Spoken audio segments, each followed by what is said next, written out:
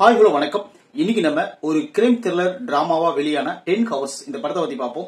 இந்த படத்தோட ஸ்டோரி பத்தி பார்க்கறதுக்கு முன்னாடி நம்ம சேனலை சப்ஸ்கிரைப் பண்ணி வச்சுக்கோங்க. அப்பதான் நான் போடுற வீடியோ உங்களுக்கு வந்து கிடைக்கும். 10 ஹவர்ஸ் இந்த படத்தோட டைரக்டர் யாருன்னு பாத்தீங்கன்னா இளையராஜா கலியபெருமாள். இந்த படத்தோட மியூசிக் பாத்தீங்கன்னா சுந்தரமூர்த்தி. இந்த படத்தோட ஹீரோ யாருன்னு பாத்தீங்கன்னா சிபிராஜ். அதுக்கப்புறம் பாத்தீங்கன்னா கஜராஜ். அதுக்கப்புறம் நிறைய பேர் நடிச்சிருக்காங்க இந்த படத்துல. இந்த படத்தோட ஸ்டோரி என்னன்னு பார்ப்போம். இந்த படத்தோட ஸ்டோரி என்னன்னு பாத்தீங்கன்னா அதுக்கு முன்னாடி சிபிராஜுக்கு வந்து தொடர்ந்து படங்கள் வந்து அவ்வளவுக்கு அமையல. இருந்தாலும் அவர் வந்து தொடர்ந்து தன்னோட முயற்சியை மீட்டுக்கிட்டே தான் இருந்தாரு. அவரோட லைஃப் டைம்ல இந்த மாதிரி ஒரு படத்தை அவர் நடிச்சிருப்பாரான்னு சொல்லி சந்தேகம் தான். இந்த படம் வந்து முழுக்க முழுக்க ஒரு சிபிராஜை மட்டுமே நம்பிக்கையா வச்சு எடுக்கப்பட்ட படம். இன்னொரு விஷயம் என்ன, இந்த படத்தோட கதை அந்த அளவுக்கு ஸ்ட்ராங்கா இருந்தனாலதான் இந்த படம் வந்து ஓரளவுக்கு நல்லா பார்த்து உட்கார்ந்து ரசிக்கும்படியா இருந்துச்சு.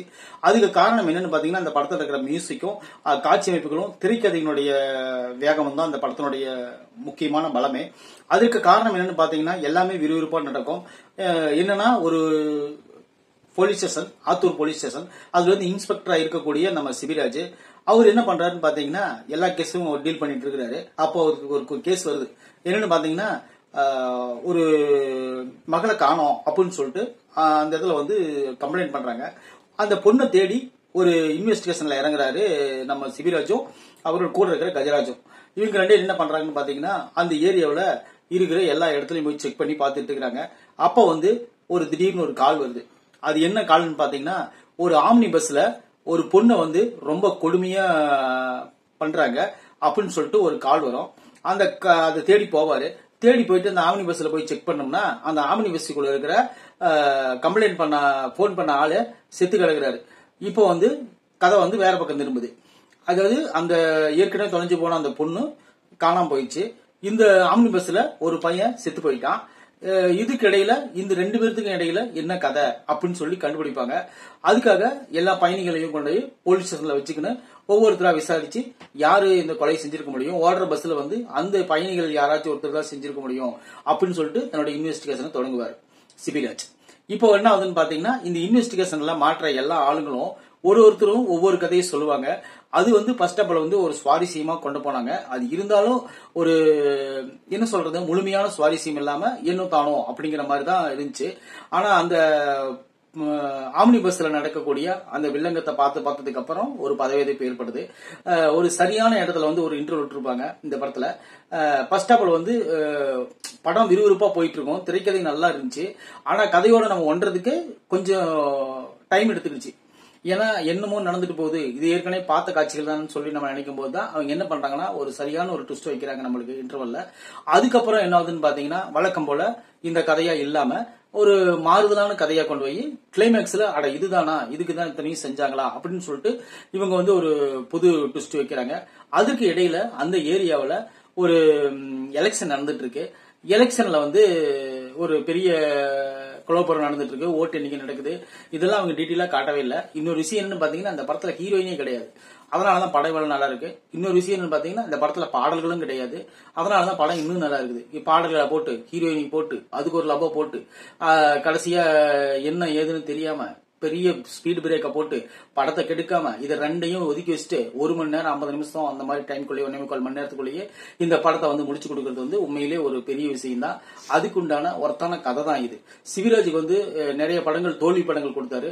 இப்போ வந்து பாத்தீங்கன்னா இந்த படம் வந்து ஒரு வெற்றி படமா கொடுத்திருக்கிறது நம்ம நம்பலாம். ஏன்னா கிரைம் த்ரில்லர் ரசிகர்களுக்கு இந்த மாதிரி படங்கள் ரொம்ப பிடிக்கும். போன வருஷம் இந்த மகாராஜா படம் கூட பெரிய ஒரு வெற்றி பெற்றதுக்கு காரணம் வந்து இது ஒரு கிரைம் த்ரில்லர் டிராமா. அது போலதான் இந்த படமும் வந்திருக்கு. மலையாள படங்கள் நம்ம பெரிதும் பேசப்படுதுன்னா அது என்ன காரணம் கேட்டீங்கன்னா ஒரு சின்ன கரு எடுத்துக்கிட்டு அதுக்குள்ள இருக்கிற விஷயங்களை அவங்க தேடி கண்டுபிடிச்சு பண்ணுவாங்க. அது பூதாகரமா வெடிக்கும். அது போலதான் இந்த படத்துலயும் ஒரு சாதாரணமா ஒரு சின்ன கேஸா உள்ள வருது. அது வந்து பெரிய ஒரு விஷயமா முடியுது.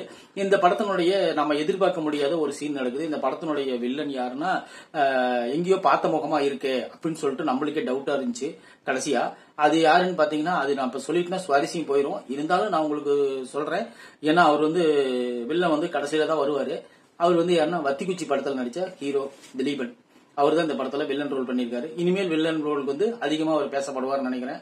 ஆனா இருந்தாலும் அவருக்கு ஸ்கோப் கம்மியா தான் வச்சிருக்காங்க. இன்னொரு விஷயம் என்ன, ஆடுகள முருகதாஸ் அப்புறம் இன்னும் நிறைய பேர் இருக்கிறாங்க. அந்த கலக்க போது யார் தங்கராஜ், பழையஜோக் தங்கராஜ், அப்புறம் குரோசின்னு சொல்லிட்டு நிறைய பேர் இருக்கிறாங்க. எல்லாத்துக்கும் ஸ்பேஸ் கம்மியா கொடுத்துக்கிறாங்க.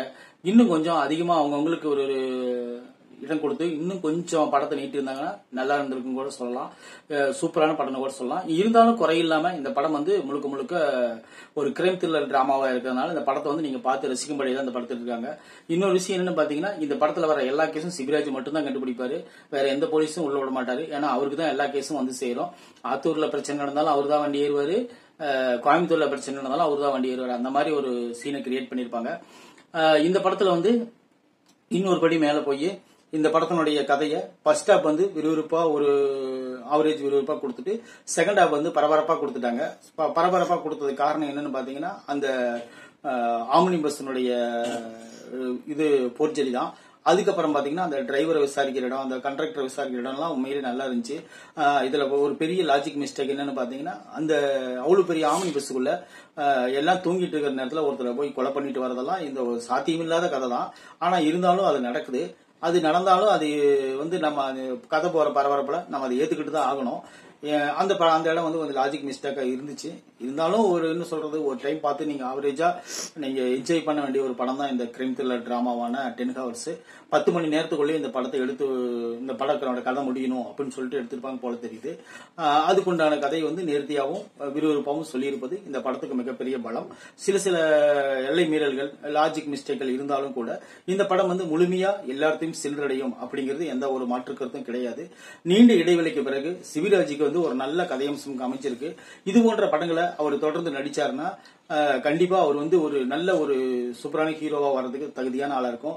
இன்னொரு விஷயம் என்ன, சிவிராஜ் இந்த கதைக்கு வந்து ஒட்டுறது எதுன்னா பாத்தீங்கன்னா அவரோட ஹைட்டும் அவருடைய பாடி பிசிக்ஸும் தான். அந்த அளவுக்கு அவர் வந்து இந்த கதைக்கு வந்து ஒன்ற மாதிரி நடிச்சிருக்காரு.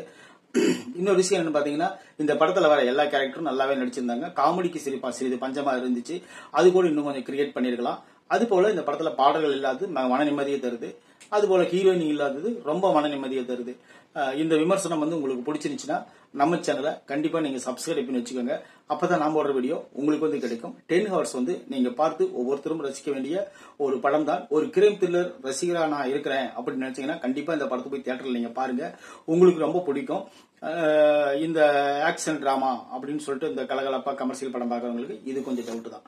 கிரைம் த்ரில்லர் டிராமாவுக்கு கண்டிப்பா இந்த படம் ஒர்த்து. இந்த விமர்சனம் பிடிச்சிருந்தா நம்ம சேனலை சப்ஸ்கிரைப் பண்ணி கமெண்ட் பண்ணுங்க கருத்துக்களை. தேங்க்யூ.